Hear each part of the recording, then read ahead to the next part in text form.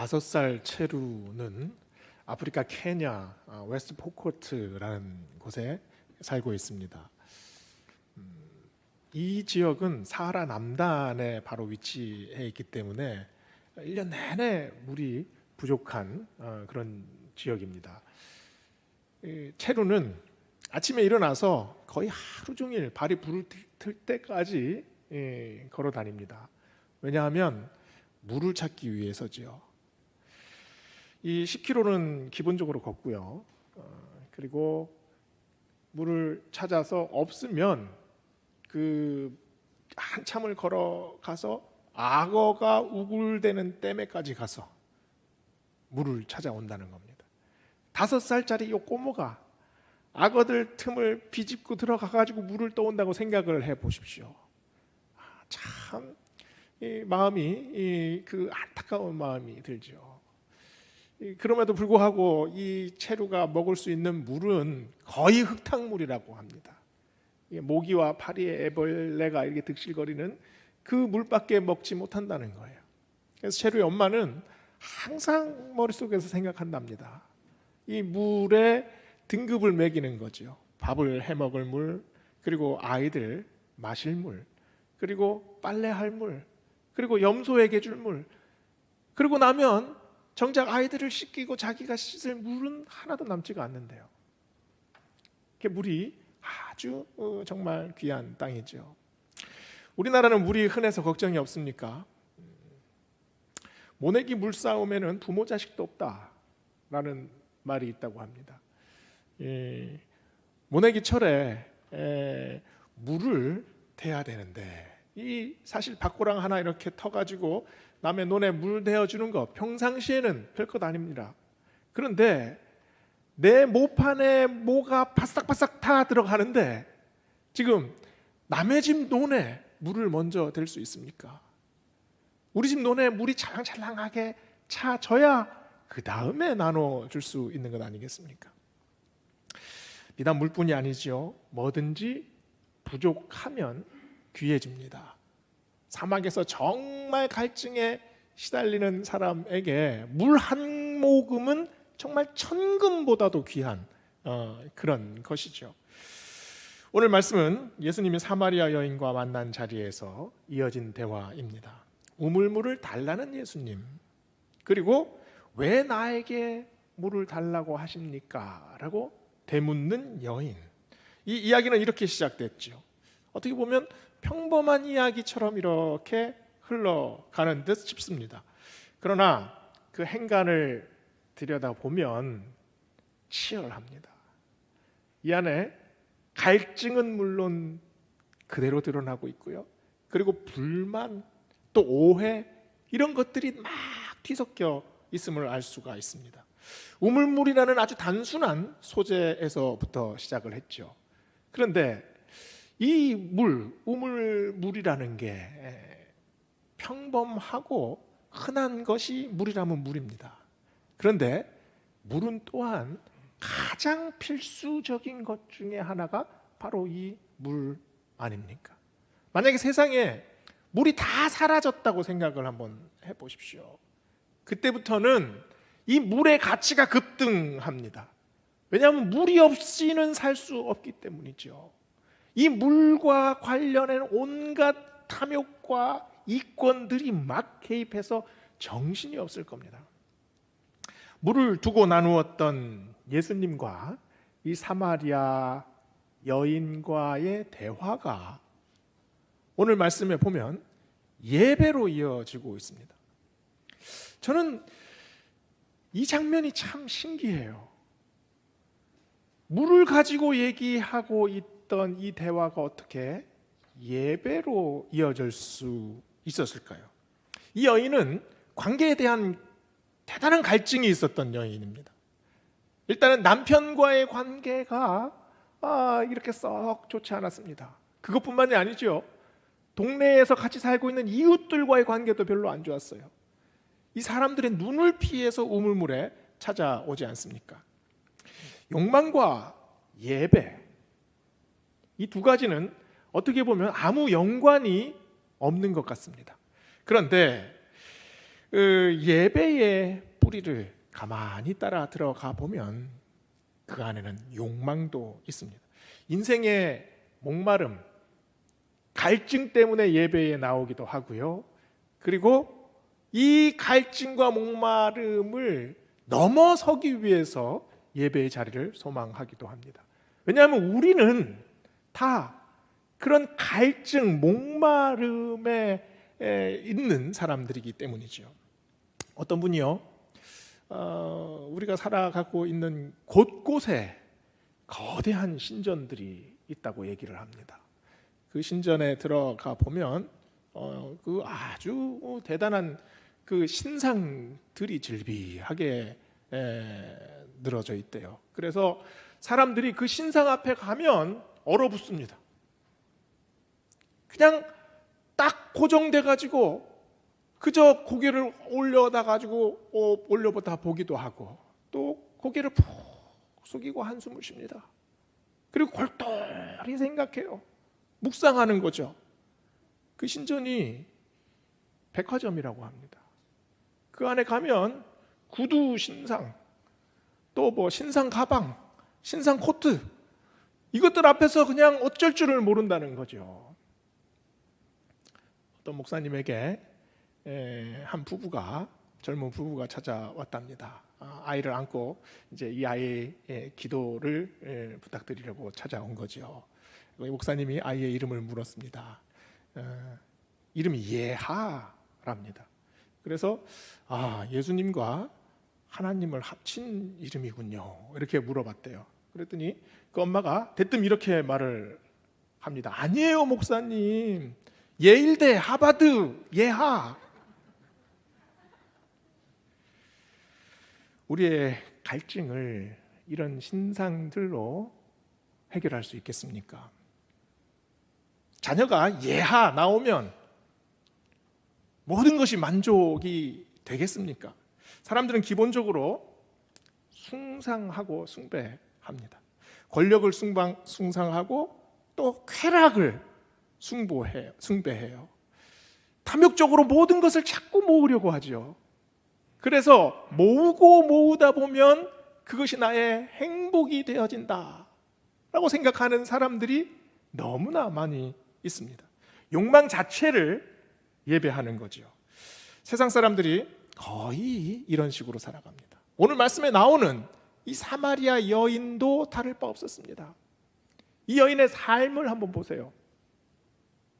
한 번 결혼하고 또 결혼하고 지금 6번째 남편입니다. 이 여인은 이 안에 갈망이 있었죠. 여기서 나오는 이 갈망이 해결이 안 되는 겁니다. 아무리 욕망을 해도 그것에 만족할 수가 없는 거예요. 이때 이 여인의 마음에서 새로운 갈구가 생겨나기 시작합니다. 자기 삶의 자리에서 문득 정신을 차리는 거죠. 이 여인의 삶을 보면 이 우물가에 갔다는 게 굉장히 상징적입니다.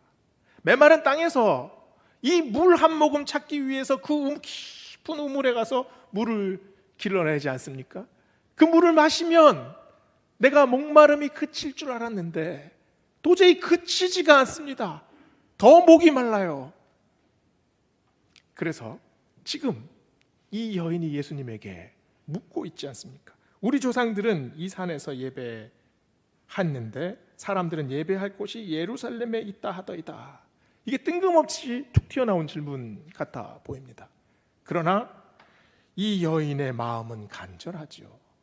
내가 예배 드리는 방식이 잘못됐습니까? 사마리아가 아니라 예루살렘에서 예배를 드려야 합니까? 이 질문을 가만히 들여다보면 어떤 생각이 드십니까? 이 여인은 지금 예수님에게 다시 묻고 있습니다. 예수님, 주님, 내가 정말 행복하길 원했습니다. 나는 정말 사랑하기를 원했고 또 사랑받기 원했습니다. 그래서 이 산에 올라가서 예배했지요. 그러나 행복은 오지 않았습니다. 내가 예배드리는 방식이 잘못됐습니까? 이곳에서가 아니라 예루살렘에 가서 예배를 드려야 합니까? 지금 이 질문 아닙니까? 이 질문이 사마리아 여인의 질문만은 아닙니다. 우리가 예배할 때 이런 질문들이 꼭 생겨나지 않습니까? 꼭 예배당에 와서 예배를 드려야 합니까? 영상으로 예배를 드리면 안 됩니까? 주일 성수를 하지 않으면 어떤 일이 벌어집니까? 우리는 지금 거대한 시대의 도전 앞에 직면해 있습니다. 코로나의 재앙이 우리를 휩쓸고 지나갔지요. 인간의 능력을 넘어서는 정말 초월적인 재난 상황입니다. 그래서 많은 분들이 온라인으로 예배를 드릴 수밖에 없는 그런 상황이 있습니다. 불가피하게 온라인 예배를 드려도 거기에 하나님의 은혜가 있지요. 그리고 그 대면이든 비대면이든 어떤 식으로든 우리가 예배를 드려야 하겠다라는 마음이 중요합니다. 그런데 문제는 그 예배를 드리는 마음이 달라지고 있다는 거죠. 벌써 2020년, 2021년, 올해로 2022년이 될 때까지 지금 이 상황이 변하고 있지 않습니다. 어떤 분은 코로나 상황이 다 끝나도 이제 집에서 그냥 예배 드리는 게 더 좋을 것 같습니다. 이렇게 말하는 분들도 있습니다. 뉴요커라는 그 잡지에 그 사파 그 만평이 하나 한 컷짜리 만화가 이렇게 딱 떴는데요. 그 코로나 상황 이후에 교회에서 벌어질 법도 한 일 이렇게 제목이 달려 있습니다. 한 할머니가 이게 아주 헐렁헐렁한 그 파자마를 입고 또 그 슬리퍼를 신고 이 머리에 그거 뭡니까? 돌돌 많은 고데기라고 하나요? 그거를 달고 예배당 문을 열고 들어가는데 여기에 말풍선이 이렇게 떠 있습니다. Oh my God, it's not my home. 어머나, 깜빡했네. 여기 우리 집이 아니잖아. 집에서 그렇게 예배를 드렸다는 겁니다. 그게 익숙해져서 차를 타고 와서 똑같은 복장으로 예배당에 들어갈 수도 있다는 거죠. 많은 신학자들이 포스트 코로나 시대를 걱정합니다. 교회에 불어닥칠 태풍, 이것을 걱정하는 거죠. 저는 코로나가 끝난 다음에 분명 교회에 엄청나게 큰 태풍이 불어닥치리라 생각이 됩니다. 그런데 그 태풍의 정점은 오히려 태풍의 눈에 있습니다. 태풍의 눈은 그 한가운데서 올려다보면 푸른 하늘이 보이죠. 그리고 비둘기가 날아다닙니다. 산들바람이 불어요. 그런데 아직 태풍이 지나간 것이 아니잖아요. 여전히 태풍 한가운데 있습니다. 이 시대적인 태풍을 돌게 하는 원동력은 사람들의 욕망에 기인합니다. 우리의 마음에 불어닥치는 그 태풍, 우리의 믿음을 휩쓸어버리고 우리의 신앙을 흔드는 그 태풍이 우리를 완전히 몰아칠 것 같습니까? 몸을 가누지 못할 정도로 그렇게 불어닥칠 것 같습니까? 아니에요. 정반대입니다. 우리를 안일하게 만들죠. 정당화시킵니다. 합리화시켜요. 편하게 예배 드리는 게 무슨 잘못이냐? 오히려 코로나 시대처럼 그렇게 예배 드렸으면 좋겠다. 이 마음이 우리 안에서 생겨날 거라는 겁니다. 이 욕망이 예배를 뒤흔들고 있습니다. 예배가 회복되어야 하는 것은 분명합니다. 그런데 예배의 본질이 흔들리고 있습니다. 예배는 나를 위한 예배가 아닙니다. 예배는 오로지 하나님을 위해서 하나님을 향한 예배지요. 사마리아 여인의 고민은 예배의 장소였습니다.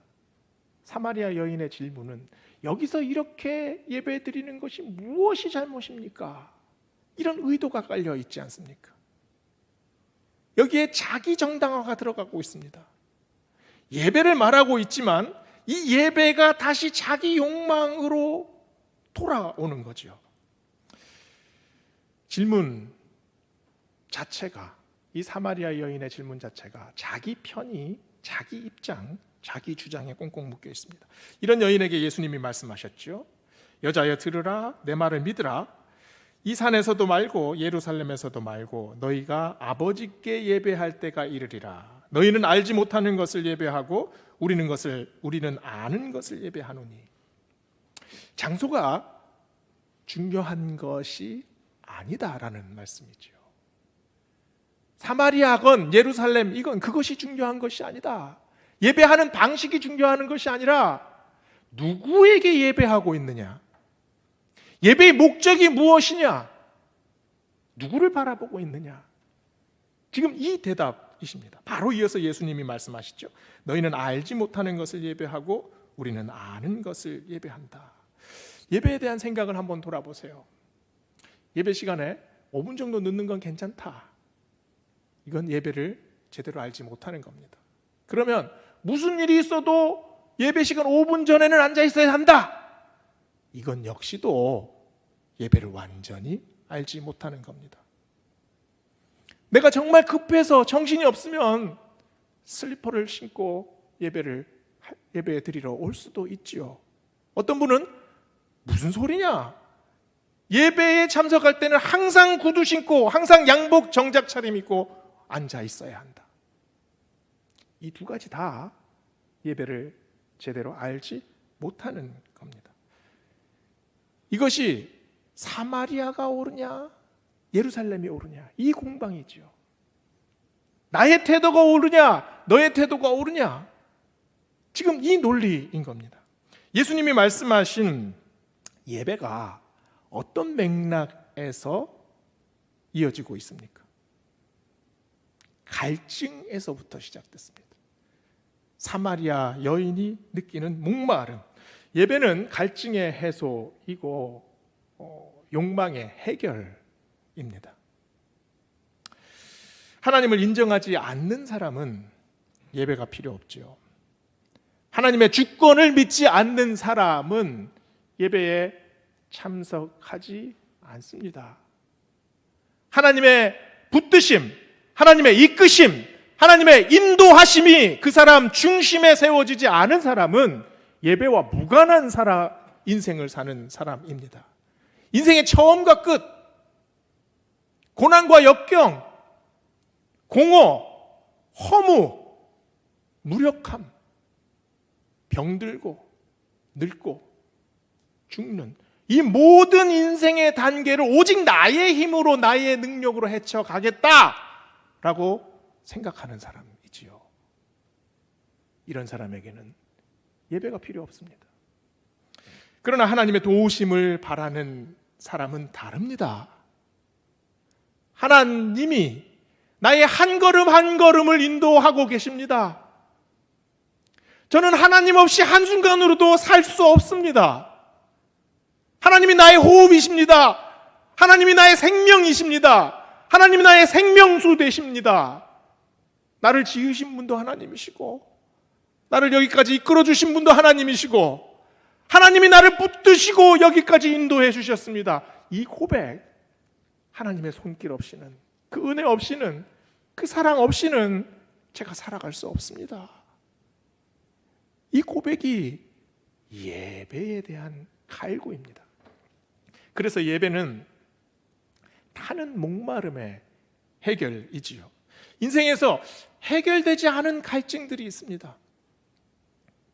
우리의 삶을 보면 이게 우리의 욕망으로 인해서 헛배만 계속해서 이렇게 부르는 그런 인생들을 살고 있지 않습니까?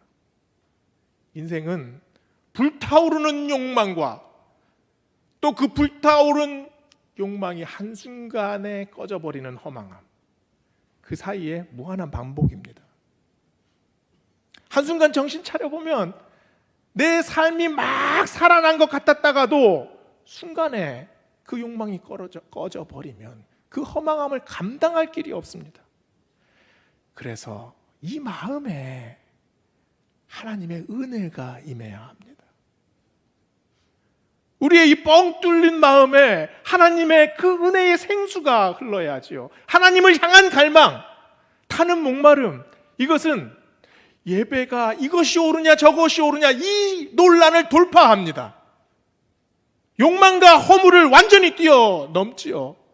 목마른 사슴이 시냇물 찾아 헤매는 마음, 그 마음은 세상 사람들이 자기 행복을 찾아서 욕망을 찾아서 찾아 나서는 마음과 완전히 다른 마음입니다.